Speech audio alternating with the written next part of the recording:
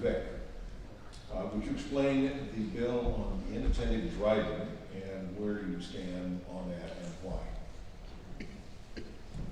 My understanding is a Senate bill. Yeah, there are two bills. The Senate bill is one that bans the use of handheld devices while driving, and even it bans the use of them if they are mounted in, and I have not looked at this bill for a while, so if I don't get this exactly correct,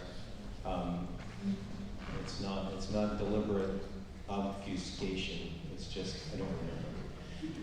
But it also bans the use, so some people have, like an Uber driver has their, usually have, I've ridden in a lot of Ubers, so that's why I'm using them as an example, but they'll have their cell phone mounted to the window, and they use it for GPS and other things. So if they're using it for the GPS, that's fine, but if they're engaged in dialing a phone number, then that would be banned.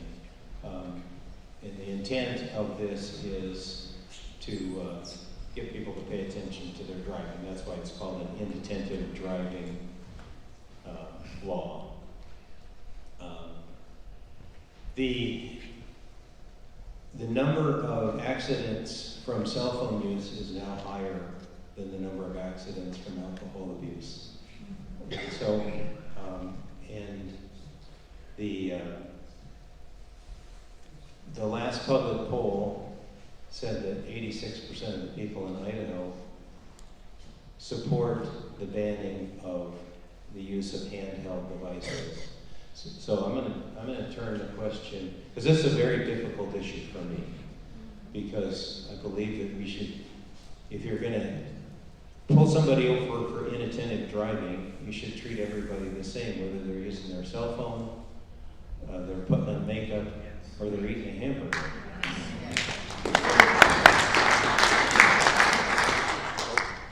But the fact of the matter is that most inattentive driving accidents are caused by cell phone use. So I'm curious for those who, and so before you answer, I'm going to say I'm leaning towards voting for the bill. They have taken a couple things out that I didn't like. It's still not perfect, but I'm leaning towards voting in favor of the bill because I do believe it has reached the level of a public safety issue, which is one of the reasons that government, one of the areas where government does have a legitimate interest. And that's always a tough call because there are a lot of, and we just had this discussion on what the public safety is because we disagreed on a bill and we were standing there with it, and I'm going to tell you this story real quick. But we were talking to another senator, and the other senator said, I get the impression you do not agree on this bill, to Senator Souza and I. And I said, we don't, but we will still be friends when we're done. And we still are friends. At least I'm still friends with her. But anyway, so public safety is a legitimate interest of government. And so I'm leaning towards voting for the bill. But I'm curious for those in here who do not believe we should ban the use of handheld. You can still use your phone through Bluetooth or your earbuds or whatever, but handheld device use. If you do not support that, please raise your hand. I do not. We already have a law. We already have a law. There's already an inattentive driving law. Everybody gets charged with it. There's already a law. There is a law that bans texting while driving. No, there's an inattentive driving law that says if you drive inattentively, and that's what all those people get charged with when they get in a crash. Right. We do have an inattentive driving law, but my question is, if you do not support banning the use of handheld devices, which is what this bill would do. Do not support. Do not support that. They're opposing the bill. We oppose the bill. All right, thank you very much. Let me follow on that, Don. I support Senator Vick's view, and here's why. We have 8 cities and 1 county that are waiting for the legislature to do something to to prevent the accidents, that unintended consequences of kids, adults,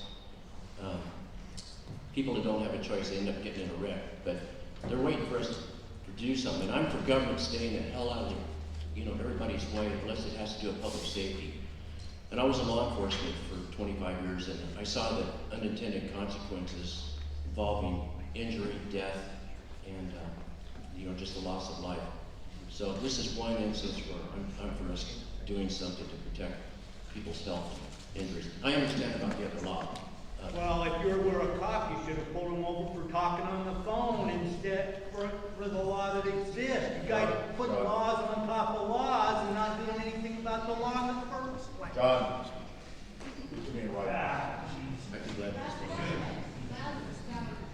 Don't worry, I've got questions for him. Is that it, Don? I'll be glad to talk to him outside. Okay. I'll Two questions, because I've had a conversation with other folks about this, and one, would this bill be as onerous as the nanny state directly to the west of us, where you can't pick your nose without worrying about getting a ticket?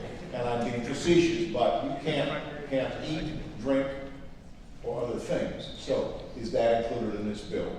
No, I agree with what Senator Vick said, and there were some things I've had issues with too, but Okay, and the follow-up to that is, do you have any information as to the number of citations written by law enforcement for distracted driving? Because that's what it would take, would be exactly what is going on as you drive down 95. Is there a cop, a law enforcement officer who's going to be able to say, oh, look, they're on the phone, are they distracted? How often do we have those, do we have any idea how many citations are written for distracted driving? I don't have those statistics. I've seen the ITD statistics on death, injury. Because that is, as I say, that is one of the issues about that. I'm a safety guy, and I care very much about safety, but I also care passionately about personal rights. And if I'm driving along on my phone and I run to the back of somebody, write me up. Yep. And for distracted driving and being an idiot. And I agree, and you can read the bill online instead of leaving what we're saying. Right, well- Read it and then send us your comments. Okay. John, did that help? No, I mean, the cops can write the tickets now. If I'm driving down the road and I'm talking on my phone or I'm trying to text, I can be pulled over and ticketed. And that was the point, so thank you. All right, very good. Don, I don't think Yes. that you can be pulled over for just talking on your phone now, unless you're weaving or you're driving erratically. That And I'm becomes up to the law enforcement I'm not officer to make a supporting the decision, bill. are you distracted in your driving? I'm not supporting the bill. I'm just telling you that you can't be pulled over right now just for being on your phone. It has to have some impact Right. with your Okay. Which is the issue. Yes, Ron? Just an aside to this, technology kind of got us into this mess, I think, in a lot of ways. And technology might get us out. I don't know how many of you are aware that we rent a car when we get to Spokane on Friday nights. And the car I got this week, if I get out of my lane, it warns me. So, and if you're coming up on somebody with cruise control on in some of these cars, they will slow down to match the speed of the car in front of you, and some of them will stop for you. So technology is a problem, and I will tell you that car, there's a big screen right there to work the radio and things, and when this is the first time in that car, you don't know how to work this stuff, and you're driving around the airport, I will admit that sometimes I am distracted by this thing, trying to figure out how to work the car. And I'm also in a hurry to get home. So, anyway.